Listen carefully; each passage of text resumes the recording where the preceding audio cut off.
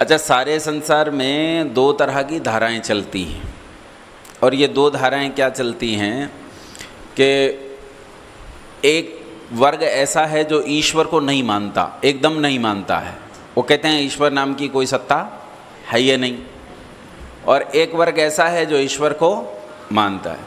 जो मानता है उसमें फिर बहुत भेद हो जाते हैं, और जो नहीं मानता उसमें भी बहुत भेद होते हैं। उन भेदों में अभी नहीं जाएंगे, अभी हम ऊपरी तौर पर देख रहे हैं। एक ईश्वर को मानता है और दूसरा ईश्वर को नहीं मानता है। असल में मैं भी एक हाइब्रिड टाइप की फैमिली से हूँ। हाइब्रिड फैमिली ऐसी कि मेरा जो पैतृक परिवार है, मेरे जो पिताओं का परिवार है, उस परिवार में अधिकांश लोग जो हैं पौराणिक हैं, मतलब टन टन पुम पुम वाले हैं। इसके सिर पे शनि आएगा, उसके शुक्र आएगा, इसके बृहस्पति आएगा, वो सब अच्छा करना पड़ता है। अपना धंधा इसी से चलता है ना, हाँ, रोटी पानी ऐसे चलता है, तो कैसे करें, करना पड़ता है। अब तुम्हारे सिर पर शनिचर नहीं भेजेंगे तो हमारा काम कैसे चलेगा, कैसे तुम हमारे पास आओगे, तो ये करना पड़ता है, मजबूरी हमारी। तो मेरा परिवार तो उस टाइप का है। लेकिन मेरे ही परिवार में दो दादा ऐसे हैं जो कम्युनिस्ट हैं। कम्युनिस्ट नास्तिक होते हैं। कम्युनिज्म एक थ्योरी है, वो नास्तिक होते हैं। उनके नाम के आगे कामरेड शब्द लगता है। मेरे दादा का नाम है कामरेड सगवा सिंह, उन्हें कामरेड सगवा सिंह ही कहते हैं। तो कामरेड बिल्कुल ईश्वर को नहीं मानते, विज्ञानवादी होते हैं, तर्कवादी होते हैं, तर्क बहुत मानते हैं। इनकी एक सोसाइटी भी पूरे देश में चलती है जिसे कहते हैं तर्कशील सोसाइटी। तो तर्कशील सोसाइटी कई बार चुनौती दे देती है, ये सिद्ध करके दिखाओ, ये करके दिखाओ, ये करके दिखाओ। अभी पिछले दिनों वो था ना एक, वो जो पर्चे बना के दे रहा था, क्या नाम था उसका, धीरेन्द्र शास्त्री। और अब बागेश्वर धाम तो उसके मंदिर का नाम है। हाँ हाँ हाँ, अब मुझे पता है, बिरादरी की बात है ना। उनका नाम धीरेन्द्र शास्त्री है और उनके मंदिर का नाम है बागेश्वर धाम। ठीक है, बागेश्वर धाम सरकार, ऐसा करके वो अपना दरबार चलाते हैं। तो पर्चे बना बना के दे रहे थे कि भैया तेरे घर में ये है, तेरे घर में वो है ना। तो ऐसे बना के दे रहे थे। तो वो जो इनकी तर्कशील सोसाइटी है, उन्होंने उस पर आक्षेप किया, बोले बता मेरा आधार नंबर क्या है, ये बता। अब आधार कार्ड नंबर तो नहीं बता सकता ना आदमी। तो कहते हैं ऐसे नहीं बताता मैं, वो तो मेरे ऊपर जब ऊपर से मतलब जानकारियाँ उतरती हैं तो मैं बीच में से लोगों को बुलाता हूँ, आप भी दरबार में आइए, पूछिए तो हम बताएंगे। ऐसा करके उन्होंने कहा। खैर, मतलब एक तो मेरे परिवार में आपको बता रहा हूँ एक पौराणिक वर्ग है, और दूसरा एक जो ईश्वर को बिल्कुल भी नहीं मानते, कम्युनिस्ट हैं। लेकिन अभी फैमिली पूरी नहीं हुई है, अभी फैमिली में एक और मोड़ बाकी है। अब इस फैमिली में मेरी माँ आई ब्याह कर, और वो आई है आर्य समाजी परिवार से। और नाना ऐसे जिन्होंने वेद और सत्यार्थ प्रकाश हाथ में देकर कहा कि ये देने के लिए नहीं दे रहे हैं, ये तो तू खरीद सकती है, इसलिए दे रहे हैं कि उस घर में जाकर स्थापित करना है। अब देखो युद्ध तो अब शुरू होगा।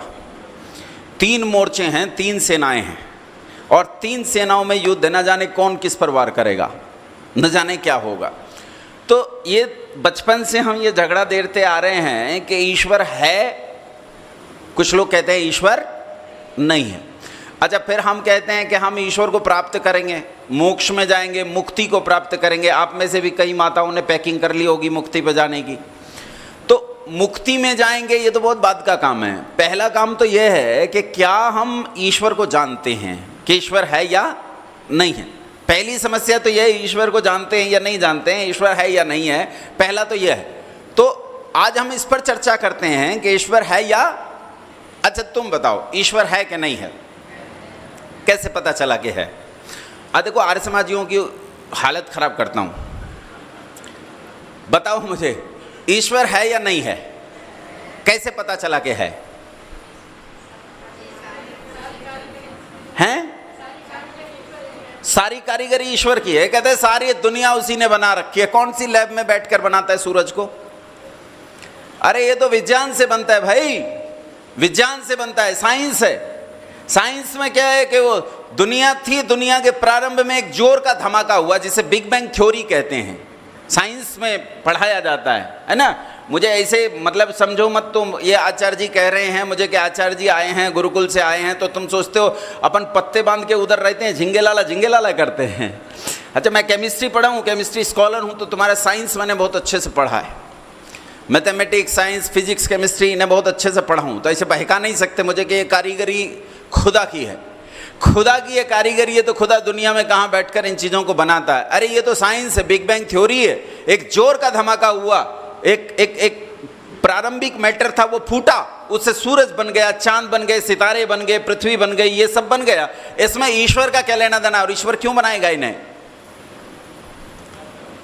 और ईश्वर को यही काम रह गया है। क्या अजीब ईश्वर है। पहले लोगों को इस दुख भरे संसार में भेजेगा, फिर कहेगा तूने गलत कर दिया। अरे भैया दुखी है, गलत तो करेगा ही हैं। अब वो दुख भरे संसार में भेजा, उसने गलत कर दिया, और गलत करने के बाद कहते हैं जी अब कर्म फल व्यवस्था है, अब इसे दंड मिलेगा। अच्छी बात है भाई, ईश्वर ने अच्छा खेल बना रखा है। मैं तो कहता हूं ये कुछ ना होता तो कितना मजा होता। गालिब कहता है न था कुछ तो खुदा था, कुछ न होता तो खुदा होता, डुबोया मुझको होने ने, न होता कुछ तो क्या होता। अरे कुछ ना होता तो कितने आनंद में रहते, कोई जरूरत ही नहीं थी इस बखेड़े की। खाम खा बना दिया। ये पत्नी है, ये माँ है, ये बेटी है, ये भाई है, ये बहन है, ये है। अच्छा जिसका कुछ है ही नहीं उसका कोई क्या कर ले, उसे दुख पाएगा? माँ मर गई दुख हो रहा है, बहन विदा हो गई दुख हो रहा है, पिता मर गया दुख हो रहा है, बेटी छोड़ के चली गई दुख हो रहा है, बेटी के बच्चे बीमार हो गए दुख हो रहा है। और जिसका कुछ नहीं है कोई दुख नहीं, आनंद से रहता है। हमारा कुछ नहीं है, हम सुखी हैं, तुम्हारा है तुम दुखी हो। क्यों बनाया ईश्वर ने? बोलो ईश्वर है कि नहीं है? कैसे पता चला कि है? वो तो तू हरी ये देखो कहता है ईश्वर ना होता हम भी ना होते।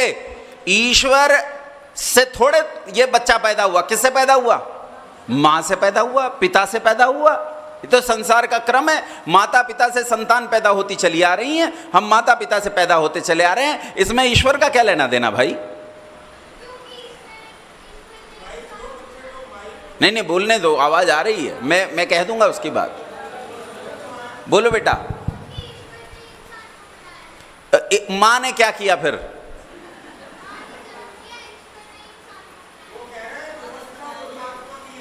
बैठ जाओ नीचे। नहीं व्याख्या नहीं चलेगी ये बिल्कुल भी। आप अपने आप सवाल का जवाब दो, ये काम नहीं चलेगा। वो ऐसा हुआ कि एक रानी थी, कोई राजकुमारी थी विद्योत्तमा, तो उसने शास्त्रार्थ की चुनौती प्रस्तुत कर दी, विद्वानों को शास्त्रार्थ में हरा दिया। उन्होंने बड़ी बेइज्जती महसूस हुई, बोले इसका विद्योत्तमा का इलाज करेंगे। तो वो एक मूर्ख आदमी को पकड़ लाए, कालिदास को। वो उसी पेड़ पर बैठा, उसी डाल को काट रहा था जिस पर बैठा था। तो उसने कहा भैया तू चुप रहना, बस तेरा ब्याह करवाएंगे राजकुमारी से। खुश हो गया। तो उसने कहा लेकिन हाथ पांव से जवाब दे सकता हूँ? बोले कि हाँ दे सकता है। तो राजकुमारी विद्योत्तमा ने शास्त्रार्थ में उन्होंने कह दिया भाई मौन शास्त्रार्थ हो सकता है, हमारे मुनि जी ने मौन लिया है।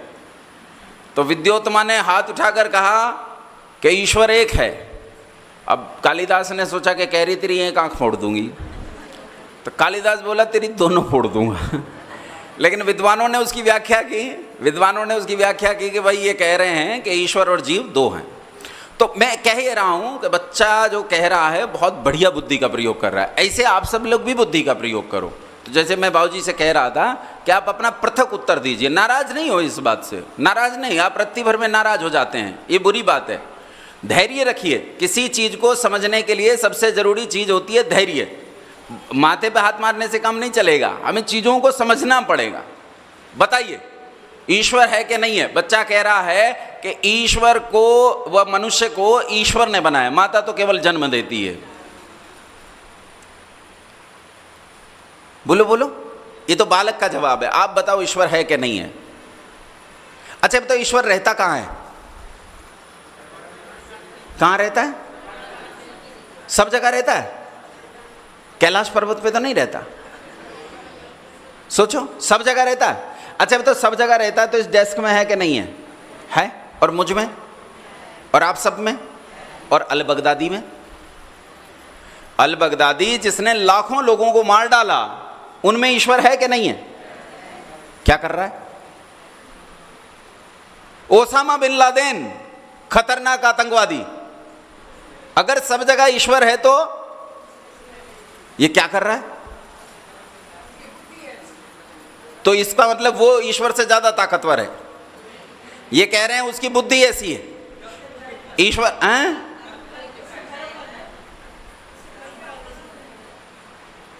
ईश्वर रोकता क्यों नहीं उसे करने से?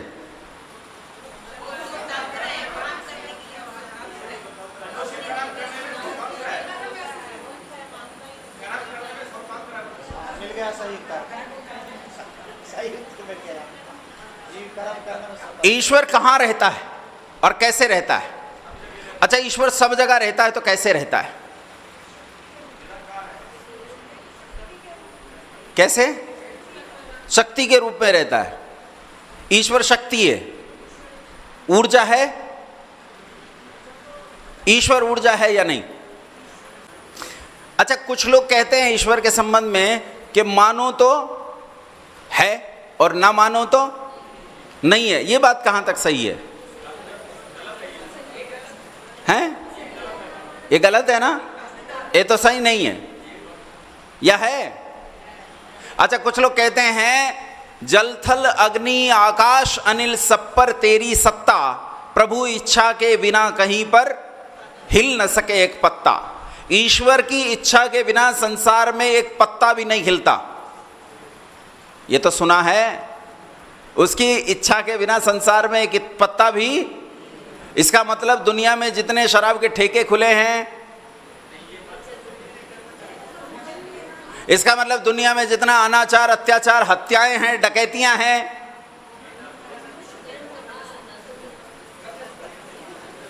अभी विचार करते जाओ ना। मैं मंडन कर रहा हूं ना मैं खंडन कर रहा हूं। मैं ईश्वर के संबंध में जितनी बातें हैं वो सारी उठा के ला रहा हूं, जो समाज में फैली हुई हैं प्रचलित हैं वो उठा के ला रहा हूं। ईश्वर है या नहीं है? आओ एक छोटी सी घटना से बताता हूं। एक छोटी घटना से आपको बताने का प्रयास करता हूं ईश्वर है या नहीं है। ये सत्य घटना है जो बता रहा हूं। ये घटना घटी, और क्या घटना घटी कि हम अपने दादा के साथ लड़ते लड़ते बड़े हुए। पहले तो हमारी माँ आई और समाजी परिवार से थी, वो लड़ी कि ईश्वर है, दादा बोले कि नहीं है। झगड़ते झगड़ते झगड़ा देखते देखते हम बड़े हुए। बालक सामान्यतः माँ की तरफ झुकते हैं, हम भी माँ की तरफ झुके। हमारी माँ अच्छी विदुषी थी, अच्छी वैयाकरण थी, व्याकरण की अच्छी विदुषी थी, दर्शनों की अच्छी विदुषी थी। दर्शनों को और व्याकरणों को उन्होंने अच्छे से गुरुकुलों में पढ़ा था अपने आचार्यों से रहकर। तो हमारी माँ बहुत अच्छी विदुषी थी। ऐसे सामान्य केवल सामान्य गृहिणी नहीं थी, मतलब धारा प्रवाह संस्कृत बोल सकती थी, धारा प्रवाह 2-3 भाषाएं बोल लेती थी। तो माता जी का और दादा का सनातन झगड़ा, दादा कहे ईश्वर नहीं है, माँ कहे कि ईश्वर है। एक दिन हम स्कूल से आए और आकर हमने देखा कि दादाजी बैठे हैं, तो हमारे मन में खुरापात आई। हमने कहीं से किताब में से एक तर्क पढ़ लिया और हमने आज दादाजी से कहा, दादाजी आज शहर में अफजल कबाड़ी की दुकान में रात 1:30 बजे एक जोर का धमाका हुआ और वहाँ 3 किलोमीटर लंबा पानी का जहाज बन के खड़ा हो गया। दादाजी बोले तू पागल है, कहीं ऐसे जहाज बना करता है? मैंने कहा दादा बन गया, सारे शहर में शोर मचा हुआ है, अफजल कबाड़ी की दुकान में रात 1:30 बजे धमाका हुआ, 3 किलोमीटर लंबा पानी का जहाज बन गया। बोले रे बेटा, कौन कहता है ऐसे जहाज बनते हैं? ऐसे थोड़े जहाज बनते हैं। किसने बनाया जहाज? मैंने कहा बनाया किसी ने भी नहीं, धमाका हुआ जहाज बन गया। कैसे बन गया? मैंने कहा क्यों नहीं बन सकता? वहाँ बनाने की सारी सामग्री मौजूद थी। वहाँ लोहे की मोटी मोटी चादरें मौजूद थी, गर्डर थे, चैनर थे, सरिये थे, सब कुछ मौजूद था। नट थे, बोल्ट थे, इंजन थे, मोटर थे, सब मौजूद था। रात में जोर का धमाका हुआ और 3 किलोमीटर लंबा पानी का जहाज बन के तैयार। दादा बोले बेचारे ने भांग वांग तो नहीं लगा लिए। दादा ने मेरी माँ को आवाज लगा के कहा कि देख रही तेरा लड़का पागल हो गया है। तो मेरी माँ मेरी बात समझ गई बात को। मेरी माँ बोली दादा मैंने भी सुना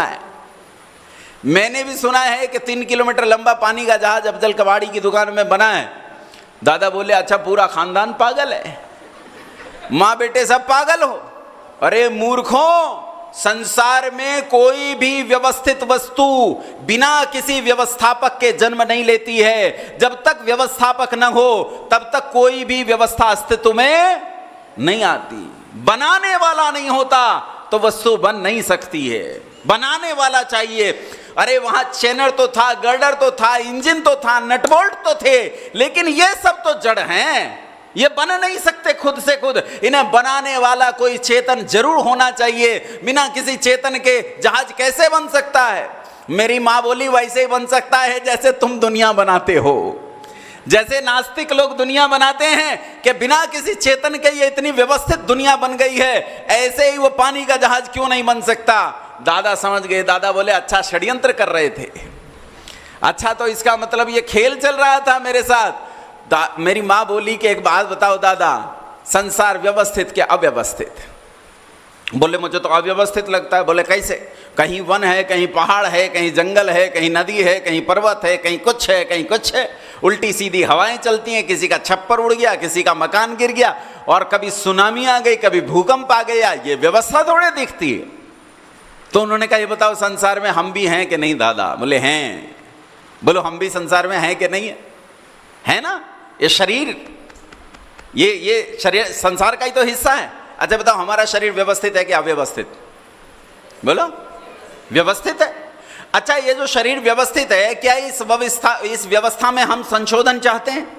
क्या इस व्यवस्था में हम परिवर्तन चाहते हैं? इसमें कुछ चीजें और बढ़िया की जा सकती हैं, इससे बढ़िया भी चीजें की जा सकती हैं। सोचो क्या हम उसमें परिवर्तन चाहते हैं? सोचो एक पूंछ होती तो कितना अच्छा होता।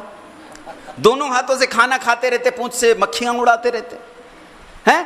कभी कभी तो ऐसा होता कि दो आदमियों से इधर हाथ मिला रहे हैं, एक से पूंछ मिला ली। तो लाभ की चीज थी, काम की चीज थी, कितनी अच्छी चीज थी। लेकिन आप में से कितने लोग हैं जो इस व्यवस्था में परिवर्तन चाहते हैं? कितने हैं जो पूंछ चाहते हैं? एक भी नहीं, एक भी नहीं। ये नाक देखो कितनी गलत जगह है, ये नाक ठीक जगह नहीं है। नाक बहती रहती है, बहती रहती है। जुकाम हो जाए तो आदमी बेचारा परेशान हो जाता है। मैं अभी पीछे आके बैठा तो फिर याद आया मैं कपड़ा भूल गया हूं, मैं इस कपड़े के बिना नहीं रह पाता।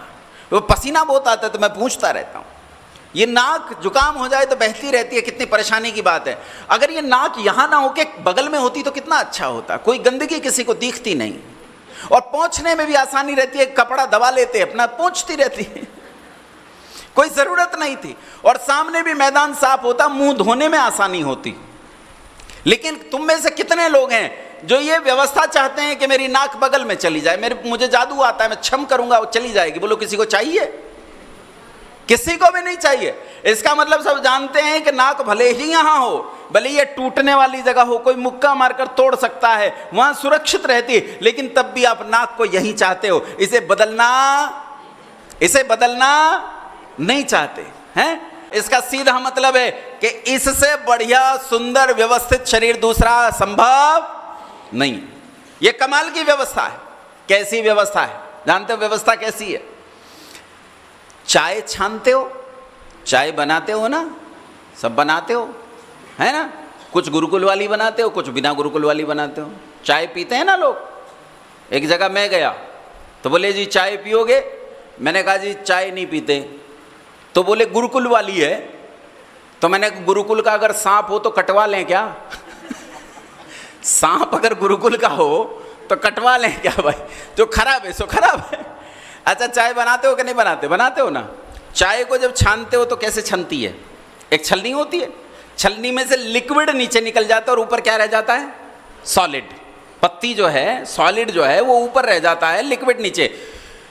सॉलिड में से, लिक्विड में से सॉलिड को छान लेते हो। लेकिन तुम्हारे पास कोई ऐसी छलनी है जो इसी चाय में से दूध को पानी से अलग कर दे? बोला है कोई ऐसी छलनी तुम्हारे पास जो दूध में से पानी को अलग कर दे? लेकिन इस शरीर में है, इस शरीर में है। तुम्हारे यहां जो किडनी होती है, उस किडनी में लाखों नेफ्रॉन्स होते हैं, छोटी छोटी छलनियां होती हैं। और उन छलनियों में तुम्हारा खून जब जाता है, खून कैसा होता है? बोलो सॉलिड के लिक्विड, सॉलिड के लिक्विड। और उसमें से मूत्र को अलग किया जाता है, मूत्र को अलग किया जाता है। मूत्र कैसा होता है? लिक्विड। लिक्विड में से लिक्विड को छाना जा रहा है, तुम्हें तो पता भी नहीं चल रहा। 24 घंटे में तुम्हारे सारे खून को कई बार छान दिया जाता है और उसमें से विषैले पदार्थों को तरल रूप में ही अलग करके शरीर से बाहर फेंक दिया जाता है। बोलो हाँ के ना? अच्छा चलो, लिक्विड में से लिक्विड को छान लिया। इससे भी बड़ी व्यवस्था देखो शरीर के भीतर कि वायु में से वायु का छानना संभव है क्या? हवा में से हवा को छान के कोई अलग कर सकता है क्या? लेकिन जब तुम सांस लेते हो तो उस सांस में कौन सी गैस लेते हो बोलो? सब लेते हो। ये जो यज्ञ हमने किया, इस यज्ञ में तुम्हें क्या लगता है कार्बन डाइऑक्साइड नहीं बनी? बनी कि नहीं बनी? कार्बन मोनोऑक्साइड नहीं बनी? बनी ना, बनती है। बाहर स्कूटर चल रहे हैं, मोटरसाइकिल चल रही है, सल्फर डाइऑक्साइड बन रही है, नाइट्रस ऑक्साइड बन रही है, नाइट्रिक ऑक्साइड बन रही है। दुनिया भर में जितनी गैसें हैं, जब तुम सांस लेते हो तो वो सारी विषैली और अच्छी दोनों प्रकार की गैसें सारी भीतर लेते हो। बोलो हाँ के ना? हाँ, ऐसे करते निलाओ यूं, मुझे पता चलेगा तुम जिंदा बैठे हो। बोलो बोलो, सारी सांस लेते हो कि नहीं लेते? सब भीतर लेते हो सांस में, और जब भीतर चली जाती हैं तो फेफड़े में जाती हैं। फेफड़े में जाके जब वो नोक करती हैं, भाई साहब आ गए, भाई साहब आ गए हैं, फेफड़ा दरवाजा खोलता है, छोटी छोटी एल्वियोलाई होती हैं, छोटी छोटी कोठरियां होती हैं, वो कोठरियां कहती हैं आजा अंदर बैठ, अंदर बुलाती हैं, सोफे पर बिठाती हैं, लेकिन उनमें से ऑक्सीजन को रख लेती हैं और बाकी को बाहर। बाकी सब कैसे बाहर, केवल ऑक्सीजन को छांट लिया जाता है और ऑक्सीजन को छांट के शरीर के भीतर सप्लाई कर दिया जाता है। क्या जबरदस्त व्यवस्था! ऐसी व्यवस्था जो संसार में कहीं हो ही नहीं सकती। यह आंख क्या कमाल का कैमरा है, ऑटो फोकस कैमरा है। ये जो कैमरा लगा हुआ ना हर्षित का सामने, ये कैमरा जो आप देख रहे हो, ये इस कैमरे से कभी कभी क्या करता है, मुझे फोकस करता है। ये आएगा जब यहां खड़ा होगा तो मुझे फोकस करेगा और मेरे आसपास का सब कुछ ब्लर हो जाएगा। ये इसे करना पड़ता है, ये तब होता है। ये ऑटो फोकस कैमरा ऐसा है कि मैं यहीं बैठे जिस पर केंद्रित करूंगा वो उसे फोकस करेगा, बाकी सब ब्लर हो जाएगा। क्या जबरदस्त कैमरा लगाया है! ऐसा कैमरा जो दूर की वस्तु को भी फोकस कर रहा है, निकट की भी वस्तु को फोकस कर रहा है, और कोई चलाना नहीं पड़ता कुछ, इसमें हिलाना चलाना कुछ भी नहीं पड़ता है। दूर भी वस्तु देख सकता हूं, निकट भी वस्तु देख सकता हूं, दोनों वस्तुओं को मैं अपनी योग्यता से देख सकता हूं। कमाल का कैमरा। रिसीवर, कान में रिसीवर लगाया है, तुम जो कुछ बोल रहे हो वो बोलना मेरे कानों तक पहुंचता है। बोला तुमने वहां, इतनी दूर बैठे हो, वहां उतनी दूर बैठे हुए वो शब्द मेरे कान में पहुंचते हैं। कैसे कैसे? देखो कमाल की घटना कि जब तुम बोलते हो तो तुम्हारे यहां वोकल कॉर्ड्स होते हैं, 2 वोकल कॉर्ड्स होते हैं, यूं चलते हैं वो यूं।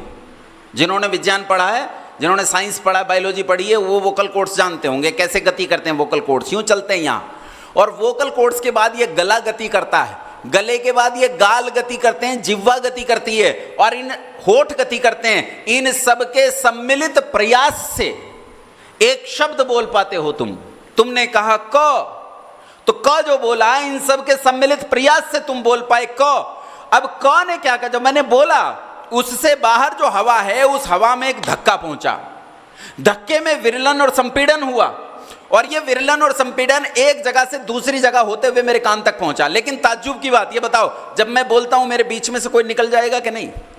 मेरे और तुम्हारे कान के बीच में से कोई निकल जाता है कि नहीं? अभी हर्षित आता है, बार बार बीच में इधर उधर आएगा, इधर उधर आएगा, आएगा जाएगा, लेकिन क्या शब्द में अंतर आता है?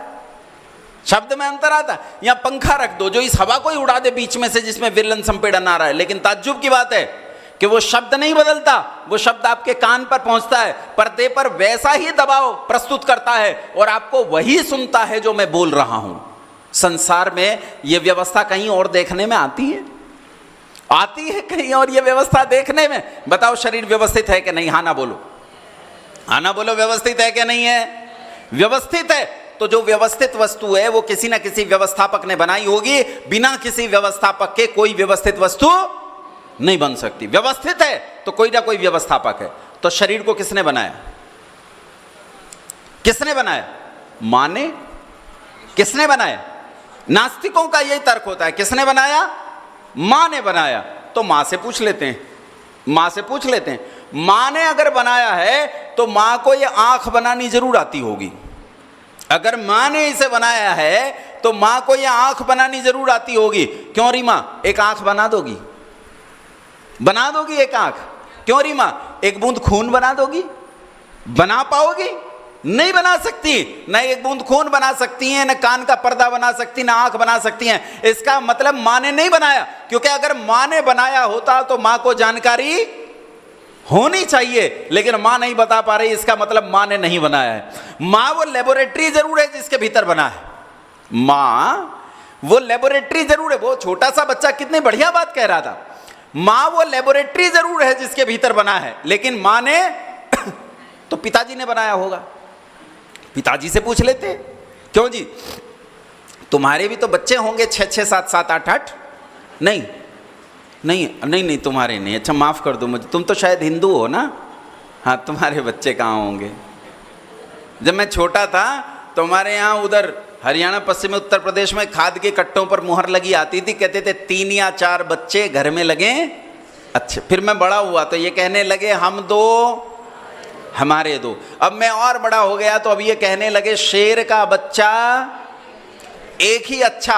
और मैंने तो इससे आगे का भी पढ़ लिया, एक ट्रॉली के पीछे लिखा हुआ जा रहा था, बच्चा ना बच्ची नींद आए तुम्हारा बेड़ा घर को। इन हिंदुओं को किसी शत्रु की कोई जरूरत नहीं है। लोग तो मुसलमानों का है, मुसलमानों से खतरा, तुम्हें तो खुद से खुद खतरा है। तुम बच्चे ही पैदा नहीं करोगे 2 पीढ़ी में तुम खुद खत्म हो जाओगे। 2 ही पीढ़ी तो बची है तुम्हारी, पिछली 2 पीढ़ी खत्म हो जाएंगी, अगली पैदा नहीं करोगे तुम खत्म हो जाओगे। वेद कहता है 10 पुत्रों तक पैदा करो। कितने तक? पुत्रों में पुत्र पुत्रियां दोनों आ जाते हैं। कितने पुत्रों तक पैदा करो? 10 पुत्रों तक पैदा करो। तक का मतलब यह नहीं है कि शर्त लग गई 10 ही करने हैं। तक का मतलब है कि 10 करो, न समस्या, कुछ समस्या हो तो 9 करो, कुछ समस्या हो तो 8 करो, 7 करो, 6 करो, 5 करो, 4 करो, और 4 भी ना कर सको तो डूब मरो। सच कहता हूं तुम्हें, अगर तुम 4 संतान पैदा नहीं कर पाते तो तुम हत्यारे हो। जानते हो कैसे हत्यारे हो? मैं बताता हूं। मान लो मेरा एक बेटा है, केवल, कोई बेटी नहीं है, मेरा केवल एक बेटा है। मेरे बेटे की जब संतान पैदा होगी तो ये बताओ वो चाचा किसे कहेगी? बोलो भाई, ताऊ किसे कहेगी? बुआ किसे कहेगी? मौसी किसे कहेगी? क्योंकि उधर भी एक ही है। तो तुमने चाचा की हत्या कर दी, ताऊ की हत्या कर दी, तुमने साढ़ू की हत्या कर दी, तुमने भतीजों की हत्या कर दी, तुमने फुफेरे भाई बहनों की, ममेरे भाई बहनों की, मौसेरे भाई बहनों की, सबकी हत्या कर दी। तुम हत्यारे हो। इसलिए 2 पुत्र और 2 पुत्रियां करने ही चाहिए। खैर हम अपनी बात पर आते। माताओं को तो पता नहीं है कि बच्चा कैसे बनता है, पिताओं को जरूर पता होगा। क्यों जी? तुम एक आंख बना सकते हो? एक बूंद खून बना सकते हो? 1 इंच त्वचा बना सकते हो? नहीं बना सकते। इसका मतलब ना मां को पता ना पिता को पता। तो फिर किसने बनाया? किसने बनाया? नहीं नहीं ऐसे क्यों इतनी जल्दी रेल में बैठे हो? किसने बनाया? ढूंढेंगे। क्या डॉक्टर इंजीनियर साइंटिस्ट ने बनाया? तो सुनो, डॉक्टर इंजीनियर साइंटिस्ट को जो चीज बनानी आ जाती है वे उसकी फैक्ट्री लगा देते हैं। इन्हें वॉशिंग मशीन बनानी आई, उसकी फैक्ट्री। फ्रिज बनाना आया, उसकी फैक्ट्री। कुछ भी बनाना आ जाए उसकी फैक्ट्री बना देते हैं। ये बताओ अगर इन्हें बच्चा बनाना आ गया तो? बोलो जी, फैक्ट्री। और फिर तुम दुकान पे जाओगे और जैसे कुरकुरे खरीद के लाते हो वैसे ही वैक्यूम पैक बच्चा खरीद के लाओगे। भैया बच्चा देना। तो उसने बच्चा दिया, तुम कह रहे नहीं ये वाला नहीं, ये तो विदेशी कंपनी का, पतंजलि का दे, पतंजलि का चाहिए हैं, वो वैक्यूम पैक होगा। फिर तुम कहोगे, तुम उसमें नई नई तकनीकें लाएंगे डॉक्टर। तुम कहोगे भैया, वो पूछेगा जी बच्चा कैसा चाहिए, इंजीनियर चाहिए कि डॉक्टर चाहिए? तो नहीं नहीं इंजीनियर डॉक्टर नहीं, पॉलिटिशियन दे, पॉलिटिशियन। तो किस टाइप का पॉलिटिशियन चाहिए जी? जो ढंग का भ्रष्ट हो, ऐसा पॉलिटिशियन दे जो अच्छे से करप्शन कर सकता हो। तो तुम बच्चे खरीदने जाओगे। लेकिन अभी ऐसी कोई फैक्ट्री नहीं लगी है, इसका मतलब डॉक्टर इंजीनियर साइंटिस्ट को बच्चा बनाना नहीं आता, माता पिता को नहीं आता, दुनिया के किसी वैज्ञानिक को नहीं आता। तो किसने बनाया है? जिन्होंने चंद्रयान बनाया वो बुद्धिमान लोग हैं कि नहीं है? हाँ ना बोलो, है ना? तो वो वैज्ञानिक बता रहे थे, मैं सुन रहा था कि अगर उसके सारे सेंसर्स फेल हो जाएं तो भी लैंड करेगा, सेफली लैंड करेगा। उन्होंने कहा उसका ये गड़बड़ हो जाए, उसमें 2 इंजन है, दोनों बंद हो जाएं तो भी लैंड करेगा। उन्होंने कहा हमने फुल प्रूफ करके भेजा है कि उसकी लैंडिंग होनी है, लैंडिंग रुक नहीं सकती। अच्छा ये बताओ, जिन्होंने इतनी दूर चांद पर विमान को बिना किसी आदमी के लैंड करवा रहे, बुद्धिमान है कि नहीं है?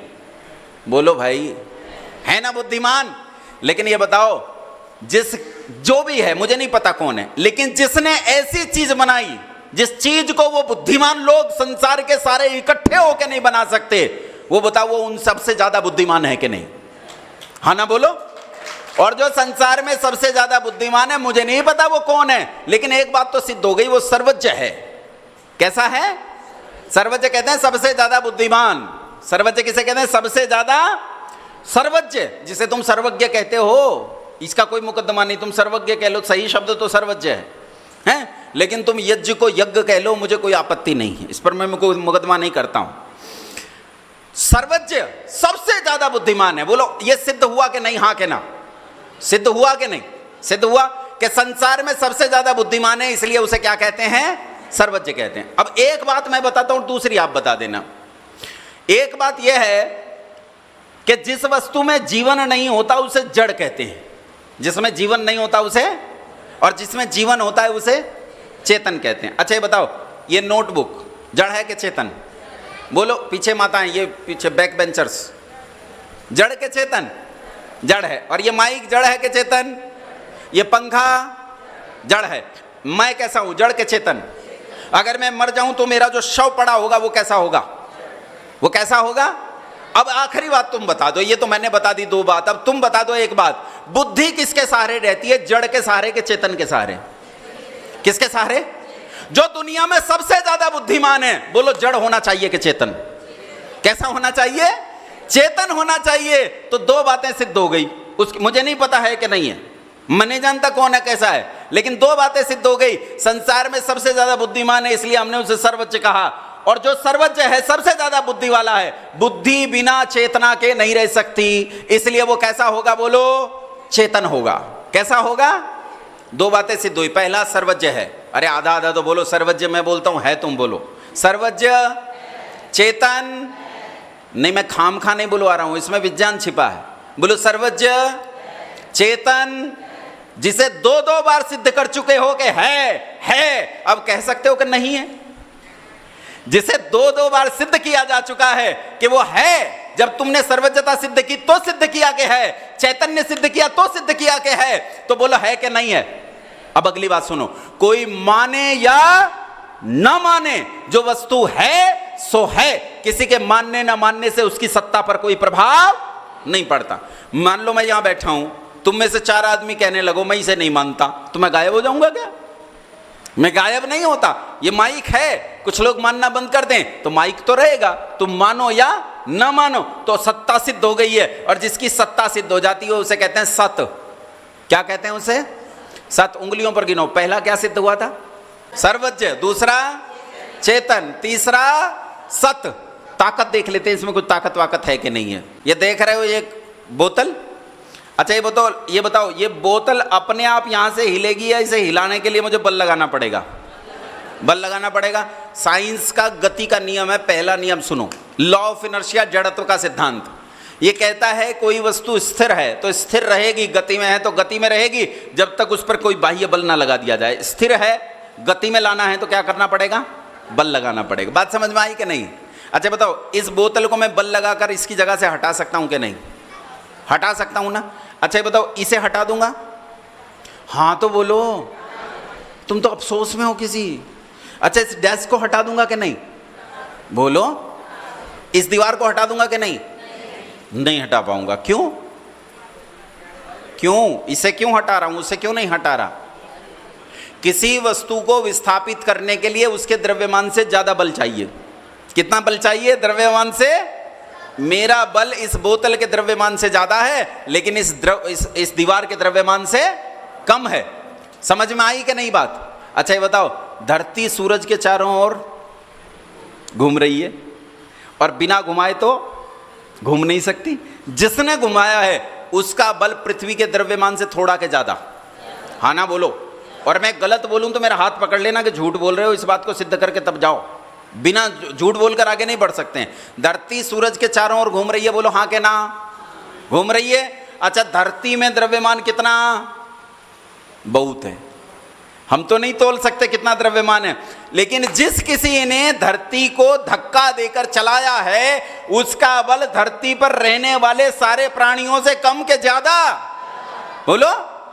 और पृथ्वी तो छोटी सी है, पृथ्वी से 300 गुना बड़ा बृहस्पति और लाखों गुना बड़ा सूरज उन सबको ऐसे घुमाता है जैसे आकाश में पक्षी विमानवत उड़ते हैं। ऐसे संसार के सारे ग्रह नक्षत्रों को घुमा रहा है। जिसके पास इतना बल है वो शक्तिमान नहीं, क्या है? सर्वशक्तिमान। कैसा है वो, बोलो? सर्वशक्तिमान। कितनी बातें हो गई? पहला बोलो सर्वज्ञ, दूसरा चेतन, तीसरा सत्य, चौथा सर्वशक्तिमान। कैसा है सर्वशक्तिमान? अभी तुम्हारी समझ में नहीं आया। सर्वशक्तिमान किसे कहते हैं? मुझे मुल्ला जी मिले, मैंने मुल्ला जी से बोला, मुल्ला जी अल्लाह कैसा है? बोले कादिर मुतल्लक है, मतलब सर्वशक्तिमान है। मैंने कहा ये बताओ अल्लाह क्या कर सकता है? बोले जो चाहे सो कर सकता है। मैंने कहा फिर भी बताओ क्या क्या कर? बोले अरे जो कह दिया जो चाहे सो कर सकता है, जो अल्लाह चाहे वो कर सकता है। तो मैंने कहा बताओ अपने जैसे 5-7 अल्लाह और बना सकता है? तो बोले नहीं ये तो नहीं कर सकता। तो फिर जो चाहे सो कर सकता है वो बात गलत हो गई। तो फिर बोले तो तुम भी तो कहते हो सर्वशक्तिमान। हमने कहा हाँ हम भी कहते हैं सर्वशक्तिमान, लेकिन हमारे सर्वशक्तिमान का अर्थ कुछ और है। सर्वशक्तिमान का अर्थ होता है जिसे अपने काम करने में किसी की सहायता की जरूरत नहीं पड़ती है, उसे क्या कहते हैं? अभी भी तुम समझे नहीं, मैं बताता हूं। एक आदमी बीमार है, चारपाई पर पड़ा है, हॉस्पिटल में भर्ती है, आईसीयू में, और आईसीयू में वेंटिलेटर पर है, डायलिसिस पर है, कई मशीनों से उसके शरीर को चलाया जा रहा है, अपने आप शरीर काम नहीं कर रहा। इसकी सेवा की गई, इसे दवाइयां दी गई तो वेंटिलेटर हट गया। ध्यान देना, ध्यान देना। शक्ति बढ़ी, साधन की जरूरत घटी। शक्ति और बढ़ी, डायलिसिस हट गई। शक्ति बढ़ी, साधन की जरूरत घटी। शक्ति और बढ़ी, अब इसे बेड की जरूरत नहीं, व्हील चेयर पर आ गया। शक्ति बढ़ी, साधन की जरूरत घटी। शक्ति और बढ़ी, व्हील चेयर की भी जरूरत नहीं है, बैसाखियों से चल लेता है। शक्ति और बढ़ी, अब बैसाखियों की भी जरूरत नहीं है। जैसे जैसे शक्ति बढ़ती जा रही है, साधनों की जरूरत बोलो घटती जा रही है। और शक्ति बढ़ते बढ़ते बढ़ते बढ़ते बढ़ते बढ़ते बढ़ते जब अल्टीमेट पोजीशन में पहुंच जाए, जहां सर्वशक्तिमत्ता की स्थिति आ जाए, वहां साधन शून्यता की स्थिति आ जाती है। वहां किसी साधन की कोई जरूरत नहीं रह जाती है। समझ में आया? ये शरीर क्या है? साधन। शरीर क्या है? साधन। तो जो सर्वशक्तिमान है उसे शरीर रूपी साधन की कोई जरूरत नहीं है, और जिसके पास शरीर नहीं उसे कहते हैं निराकार। क्या कहते हैं उसे? बोलो निराकार कहते हैं। उसका अपना कोई आकार नहीं है, उसे किसी साधन की कोई जरूरत नहीं। और सुनो, किसी दलाल की जरूरत नहीं, किसी एजेंट की जरूरत नहीं, किसी बीच के पैगंबर की जरूरत नहीं। वो अपनी ही सामर्थ्य से सारे काम संपन्न करने में पूरी तरह समर्थ है, उसे कहते हैं निराकार। ये कहां रहता है? रहता कहां है? किस जगह रहता है? इसके रहने के बारे में देख लेते हैं, रहता कहां है। रहने के बारे में दुनिया में 3 मत हैं जो इसके रहने का ठिकाना बताते हैं। और जो एक जगह रहता है वो दुनिया को कैसे संभालता है उसकी पूरी व्यवस्था बताते हैं। कौन है? एक तो कुरान, एक बाइबल, और एक अपने वाले हैं पुराण वाले। ये सब बताते हैं व्यवस्था। कैसे बताते हैं? कुरान वाला कहता है कहां रहता है? बोलो 7वें आसमान पे। कहां रहता है? और बाइबल वालों का कहां रहता है? 4थे आसमान पे। और इनका अपने वालों का कहां रहता है? पता नहीं कहां रहता है। कुछ का क्षीर सागर में रहता है, कुछ का कैलाश पर्वत पे रहता है, कुछ का वैष्णो देवी में रहता है, और बहुत सारी जगह हैं। लेकिन कुल मिला के ये भी मानते हैं किसी एक जगह पे रहता। अब एक जगह पे रहने वाला व्यक्ति की व्यवस्थाओं को कैसे चलाएगा? कैसे चलाएगा व्यवस्थाओं को? एक जगह रहने वाला, तो उसकी ये व्यवस्था बताते हैं। तुम्हारे घर में जब मृत्यु हो जाए तो 13 दिन के बाद क्या करते हैं? उनकी 13वीं करते हैं। और 13वीं में कौन से पुराण की कथा होती है? गरुड़ पुराण की कथा। यही गरुड़ पुराण की कथा जो कि तो यही कथा बाइबल में है और यही कथा कुरान में है। कथा क्या है सुन लो। कथा यह है कि हर आदमी के कांधे पर 2 देवदूत छोड़े गए हैं।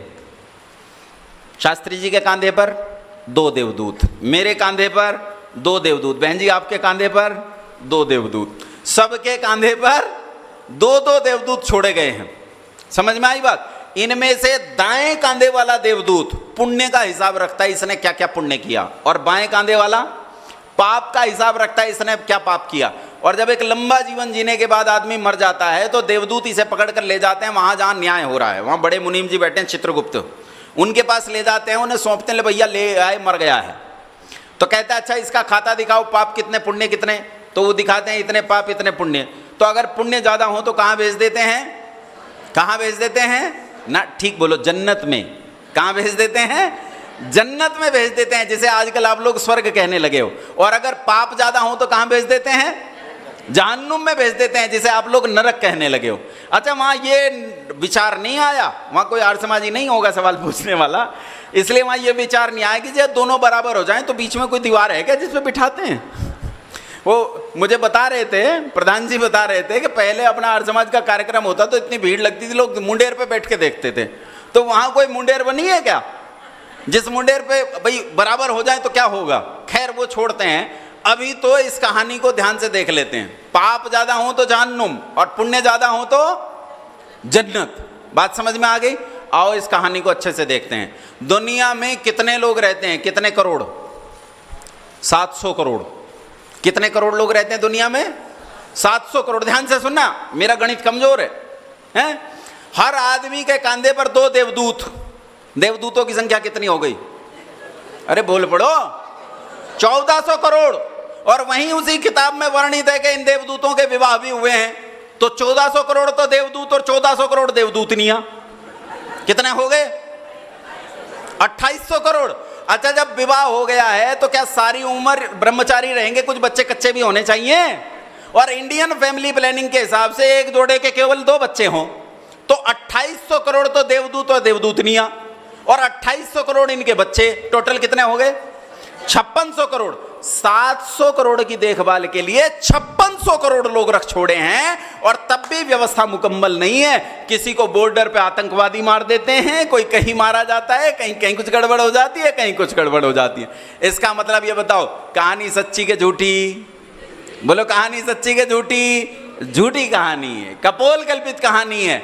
ध्यान रखना, एक स्थान पर रहने वाला व्यक्ति कभी भी एजेंटों के माध्यम से अपनी व्यवस्थाओं को नहीं चला सकता। ब्रह्मदत्त जी यहां बैठे, आचार्य जी यहां बैठे, इतना बड़ा आर्य समाज है। अभी पूछ लेते हैं, आचार्य जी आपके घर में इस समय क्या हो रहा है? पता है आचार्य जी को?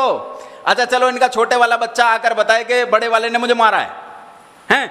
अब ये यहां से दौड़कर वहां गए कि भाई उस व्यवस्था को ठीक कर लूं। जैसे ही इस कमरे से निकले, इस वाले ने एक और को पकड़ के पीट दिया। अब ये वहां जाएंगे और फिर आकर इस व्यवस्था को ठीक करेंगे। अब सोचो, यहां से करोड़ों प्रकाश वर्ष की दूरी पर, जहां जाने में अरबों खरबों वर्ष का समय लगेगा, मान लो वहां जाने में ईश्वर, काम करने में समय तो लगेगा, ईश्वर को थोड़ा कम लग जाएगा, तो वहां जाने में मान लो ये बहुत तेजी से जाए और केवल 4 सेकंड में पहुंच जाए। लेकिन उस व्यवस्था को ठीक करने में जब ये वहां पहुंचा 4 सेकंड में, निकला यहां से, तो यहां व्यवस्था बिगड़ गई। जब निकला उसी समय बिगड़ गई। तो 4 सेकंड तो जाने में लगी और 4 सेकंड आने में लगी। तब तक यहां कितनी बड़ी प्रलय हो जाए उसका कोई भरोसा है? इसका मतलब एक स्थान पर रहने वाला कभी भी व्यवस्थाओं को ठीक चला। अब देखते हैं व्यवस्था ठीक चल रही है कि नहीं चल रही। उत्तर देना मुझे। पीपल के पेड़ पर पीपल के पत्ते लगते हैं या अमरूद के?